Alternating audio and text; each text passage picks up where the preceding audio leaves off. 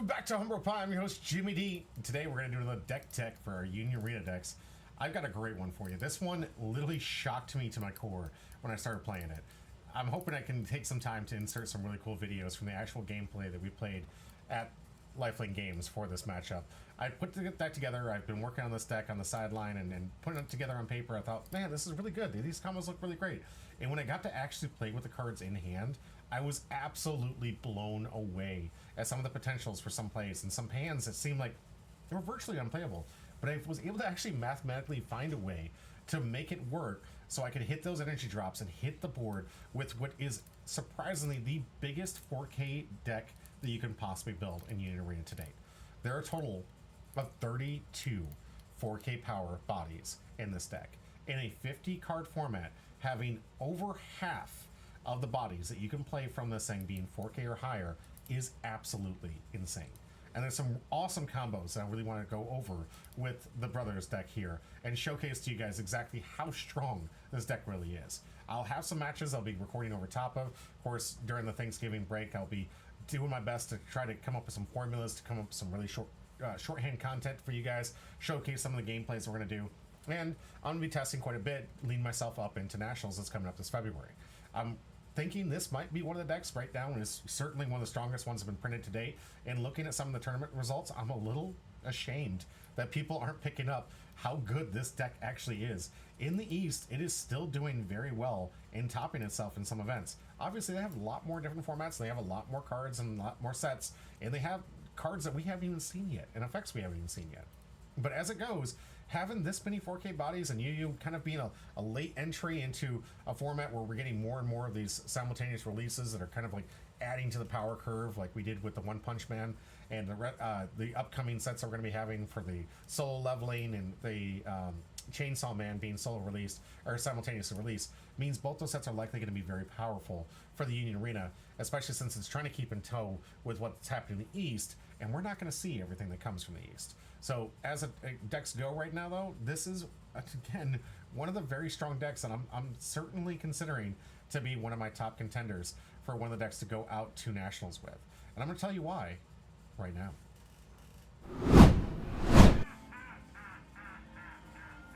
Starting off, of course, the Elder Toguro, which is the linchpin to this deck. And in most decks, when I say one card is the linchpin to your deck, that's not going to be a good deck.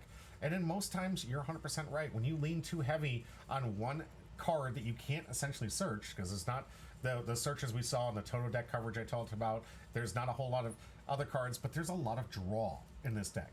And the draw in this deck makes sure that I often see this card more often than not. Not only that, but it's a zero cost. Something that you're going to want to have in your opening hand. If you don't have zero cost in your hand, you're going to mulligan it away. Every mulligan decision basically comes down to whether you can play it or not, and zero costs are essential to you being able to play the game altogether. This one, really strong ability right out the gate. It's a zero cost with Nullify Impact, and it has an effect. Most cards that do not have Nullify, or that, do have Nullify Impact, don't have a trigger. This one does. Super strong already out the gate, and now we're not even talking about some of the really cool combo stuff that comes with this. During your turn, when this character is sidelined or returned to your hand from the field, reduce the energy cost of all younger Toguro cards by 2 this turn. It's going to be important when I show you the 8 costs that this kind of combos with, but basically when this thing is sidelined, which the deck does quite regularly, a lot of ability to sideline cards from you, you get this cost reduction for any of the younger Toguro cards, which is quite relevant considering most of the cards in this deck are younger Toguro. Also when sidelined, and this one's not restricted to during your turn, this is just when sidelined. So if you eat a Nullify Impact, you have an ability to basically discard a card to your sideline and add it back to your hand and constantly recur this Nullify Impact. And with a lot of decks trying to win with those 1 or 2 Nullify Impact type effects, this is the excellent answer to kind of stall the board down when necessary if your opponent's trying to get that last life and you just keep spamming Elder to the field and ensuring, well, listen, if I don't win this turn, I'll make sure that I survive next turn, which is super good. Not only that, but it has the ability to kind of cycle itself to constantly replay it so you keep getting the energy that you need on the turns that you need it to play the younger Toguro brother. Talking about the younger Toguro, let's talk about what this is trying to aid itself into. Obviously, the most powerful card out here. This is the Air Cavalry Raid, as people have been saying, from the very powerful Lancelot deck that came out in Green Code Geass. This is an 8 cost. That's really a 6 cost, let's be real. We just read the card that already reduces this cost by 2. It has Impact 1, already pretty strong, and Damage 3. You heard me correctly. Damage 3. First card outside of the Saitama card that had Damage 7 to have something higher than Damage 2. This means if this card gets not blocked, they're going to be taking 3 damage on that swing with a 5k body. If they don't, it's Impact. Guaranteeing you're at least getting a life and forcing them into that difficult decision. Do I lose a card here? Or do I have to just take the Impact 1 and block? Do I lose a card and take a life? Or do I lose 3 from life and lose the tempo extremely fast? If you're playing from behind, this is the greatest card to come back. Not only that, but when played, all your opponent's characters on the line lose 1,000 BP until their turn, and then you could choose up to one card with 4,000 or less BP in your opponent's front line and sideline it.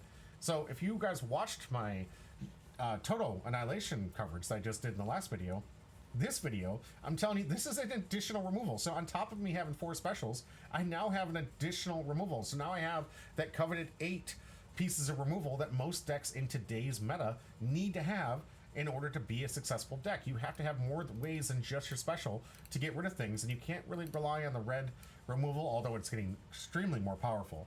But the red color removal isn't really where you want to be at to ensure that you have pieces of removal. This one, coming with an optional 8 here, is absolutely disgusting, especially with all the rest of the abilities that come with the other lower tier but still quite powerful younger Toguro brothers. Not only that, but it also has 5,000 power, which, let's be honest, guys, at 5,000, if you can keep this thing to stick, it's just too dominating for your opponent to get through when all they're playing is 4Ks and you can block those for days. You have another Impact Enabler. This one, if for the front line once per turn, you can sideline one of the characters in your field. So if you want to sideline that younger Toguro, you get your easy target here. If you do choose up to one character in your opponent's front line, it loses 2,000 BP. Now, most cards that have this high reduction have like a card of like 25 or higher. That way it isn't removal. This is removal for anything in the front line that's 2,000 or less, which is a lot of cards in today's meta. We see a lot of people rushing with these low to the ground 1,500 and 2K swings, which is why the red color trigger is becoming more relevant. But given that, you now have an opportunity to reduce any card by 2,000 BP, and if it gets to 0, it's kill. You can kill it. Another form of potential removal. This one not as reliable, but still something that can remove those characters, which is absolutely gross. But then in addition to that, you give it Impact. So you have 2 enablers for Impact in this deck, and a nice little 4K body on the backswing. Another answer for Bowie. This is a great card right now for the Rurouni Kenshin decks out there. Just gives you an opportunity for a free block. Also, a great way to prevent your opponent from being able to remove a 4K body, which is often what you'll see people doing in most decks. They like to push things back. They like to bounce things back to your hand. This just says, no, I will not move. Bowie just says no. It's an amazing card. This was a great tech going into the meta. I wanted to see more of this, given that Red Rurouni Kenshin has seen so much play. This card just says no to Rurouni Kenshin. As long as it doesn't have the kill effect, no, I get a free block every single turn, and I have a 4K body coming back at you next turn. Super strong. Then we have this other forecast that has a really cool ability that you can sideline a character and draw 2 cards. So with that, you sidelining the elder, you get to draw 2, discard 1, and get the elder back. So you're always playing with the elder. And one of the cards that I want to tell you guys with a really unique combo for maybe kind of a screwed up hand, if you don't have any of your double pips or the ways in your 3 costs, you have some really cool plays to ensure that you're hitting your color curve with a hand that I end up just getting randomly. So let's start off with Elder Toguro here at 0 cost and the 1 cost younger Toguro, because both these are going to be necessary for this combo. Say I have nothing but 0, 0, and a 1 cost, and I have nothing else but 4 costs or higher. I need to play some cards, but I got all these 4 costs or higher, and I can't really play anything. These older brothers, because I unfortunately didn't hit my Karasu, I didn't hit my where is he? My Jin to get the double pip here. I didn't get any of these cards that I wanted here, so I can't actually play out the 5 drops and the 4 drops more consistently. Well, that's fine. What do? You basically push, keep one of the zero costs. It can be Karasu or this one. Push this man forward, and there's a reason for this, because once you push this man forward, you could then sacrifice your Elder, which will reduce the cost by 2, and on top of that, it generates energy in the front line when you do this. So while you do this, you basically give this character a 1 cost 4K body the opportunity to attack for that turn. You then get to draw a card to replace it, so the card basically replaces the younger Toguro. You get it back in hand to ensure that you're going to have that 0 cost to keep playing cards in the future. Get 1 card deeper into your deck to try to grab something to get those double pips that you're looking for. And now you're essentially generating 1, 2, plus the 2 for 4. Now you can start playing the 4 cost younger Toguro brothers from hand and get out these cards that can combo out even nicer. When you play this one, you can sideline a character and draw 2 cards. What other character would you like to sideline but this one? So now I just essentially put it a 4 cost to the back row, drew 3 cards, have this in hand, and have an ability to start getting deeper to ensure that I get to those 3 costs that allow me the double pips necessary to get the game actioning in my way and in my favor.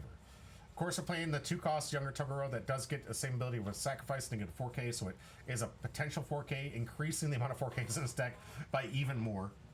Karasu, just a really great double pip that does synergize very well with this. You can only activate this ability when your opponent has a 2,000 less VP character. We've already shown characters that reduce cards down, so really easy to do, and allows you to basically rest this in the back line to draw a card and discard a card. Super strong, allowing you to filter through. I use this quite frequently. We have a nice little color trigger here that during your turn, your opponent's front line is not full. This character gets a plus 1,000, so you get a nice little 4K body at 3 costs if I want to. Most of the time, you're leaving this in the back row to get the double pip, because in reality, you're trying to get 2, optimally 3 in the back row, use the Elder Toguro to leave an open spot, and get the 8 costs so you can raid on top for the younger Toguro brother to come out swinging hard. Only 4 not bads to get the restands, because sometimes you do want to go late. This is one of the decks that you definitely want to explode after your opponent has exploded.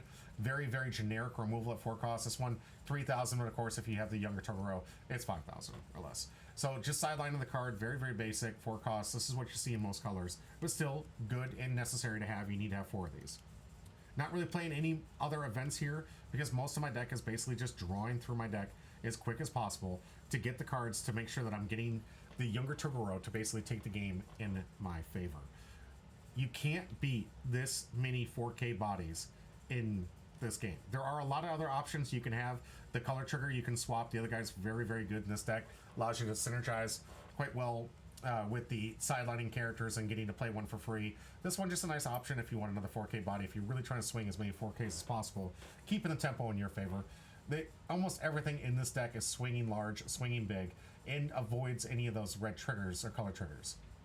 On top of that, you have plenty of removal, plenty of consistency. You're going to see a lot of your deck with all the draw ability, and the amount of non-triggers in this deck, while a little higher than I would like, because this one, of course, I would need to play this one no trigger. There is the this one, the Byakko. I don't like having 0 cost with no trigger, but the ability to sideline this card and draw a card is just too strong not to. So forcing myself to have to play with 2 cards without trigger, not my most optimal deck list. However, once this thing goes off and you start drawing those additional cards, you're going to win by sheer attrition and value alone. Looking at the statistics, I want to make sure that you guys see what we see here. We got 100% first hand only, no mulligan. Like, the cards are just low to the ground. Very limited chance of me not having an opening hand that I can play, even though I actually did technically have a hand I couldn't play, and I even found mathematically how to get around it. 2 energy cost cards. I don't know what this one, it looks like the generator is a little broken today. It's all right, but the point here I want to bring is that, one, the deck's going to be consistent. I love the 4 ofs. A lot of people personally like to play with 12 of these. That is the staple for 0 cost. For me personally, because of the option of this Elder Toguro giving me the ability to reduce the cost, I'm willing to play a little more risky with 2 less, given that I really don't want to see too many 0 drops. Karasu really just in here because he's one of my favorite characters, and he has a trigger for draw a card, which is super important in a deck that you just want to turbo through to ensure that you get to your top end and make sure you most consistently can play your big bomb. to win the game.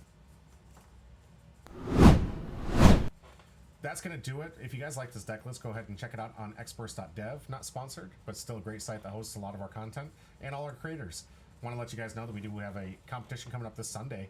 If you guys want to come up live from my Union Arena channel and out to the rest of those creators, we're going to have a creator off. This is probably going to be one of the decks I'm going to be, I'm right now sincerely considering for one of my most competitive decks to play in this tournament. We'll see what it comes down to and what format we end up playing, but I'm super looking forward to this, and I hope you are too. This is a great option.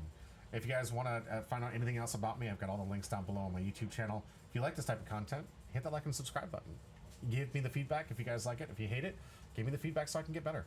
I appreciate all your time. Thank you for being here. And if this is your first time looking into Union Arena, find your favorite IP, get into the game now. It's dirt cheap. It's a lot of fun.